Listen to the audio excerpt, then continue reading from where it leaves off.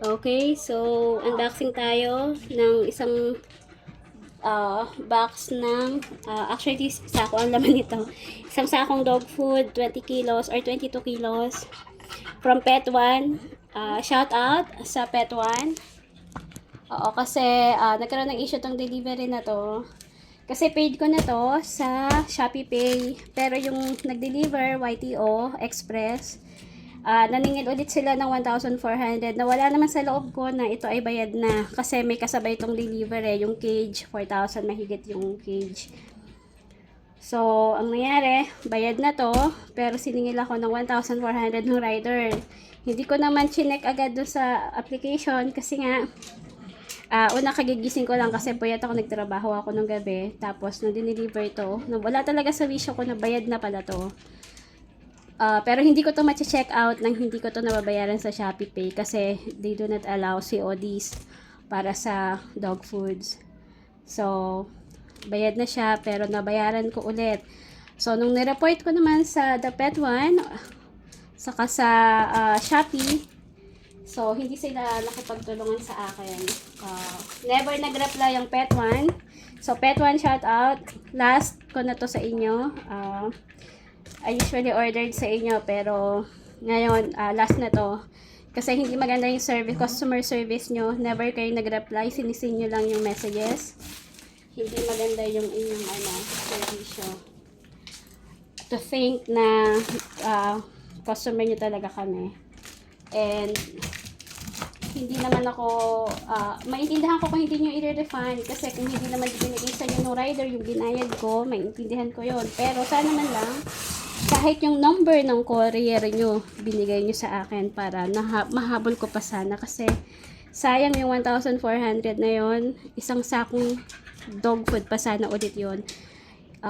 Doon sa rider naman, inagawan mo ng isa pang sako ng dog food yung mga alaga ko dahil sa ginawa mo, napakadaya mo. Paano mo nasikmura yan? Ipakain sa pamilya mo yung galing sa pandaraya mo. So, yung mga tao pa rin pala talaga na nasisikmura yung galing paghahanap buhay. So, sa Shopee naman, hindi sila nakipagtulungan. Nire-reject nila yung, or kina-cancel nila yung refund or return or yung report kahit dun sa rider kasi not enough evidence daw. So, hindi pa ba enough evidence na do sa proof of service, proof of delivery. Hawak ko yung wallet ko at although it is not showing or it was not showing na nagbigay ako ng 1,400 pero alam kong bayad na to, hindi ko hawakan yung wallet ko para bayaran to ulit. So, ganun lang kasimple. So, unfair pa rin. So, Shopee, kahit man sana sabi ko yung number ng courier o yung name kasi sa proof of delivery, walang nakalagay nun eh. So, alam ng rider yung ginawa niya. Hindi niya in-indicate yung name niya, yung number niya kasi alam niya hahabulin ko siya. So, good luck sa'yo. Hahanap ako ng CCTV malapit dito para makita yung pagmumukha mo. Ipopost kita sa Facebook. So, good luck sa'yo. So, ito yung pinadeliver ko from The Pet One. Again, The Pet One. Last ko na to sa inyo. Hindi maganda service nyo. Ganda sana dog food nyo kasi gusto ng mga alaga ko. Pero, nakakadala kayo. Never kayo nag-reply sa akin. So, sana kinonsider nyo man lang kahit yung pagbibigay ng number ng courier nyo. Yung YT Express. So, ayun lang. Papakainin natin sila ngayon para maaga sila kakain kasi aalis ako. At least gabihin man ako, nakakain na sila. So, sila lagi ang priority ko bago yung mga bagay na gagawin ko. So, ayun lang. And, lesson learned, basta pag dog food, iisipin ko lagi na bayad na siya kasi never ko siya ma-check out nang hindi siya bayad. Either sa Ace Hardware or sa The Pet One, parehas, hindi sila tumatanggap ng COD.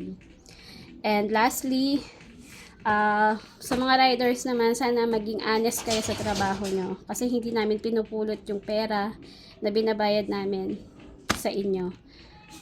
So, hindi naman kayo talo kapag nagde-deliver kayo sa akin kasi I make sure na meron akong tip na binibigay sa mga riders. So, lalo na kapag malaki yung na-discount ko, malaki din yung tip na binibigay ko. So, from 50 to 100, kasi nga alam ko mabigat to.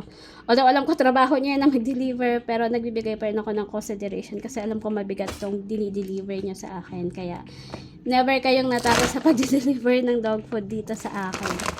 So, shout out, YTO, Shopee, at The Pet One.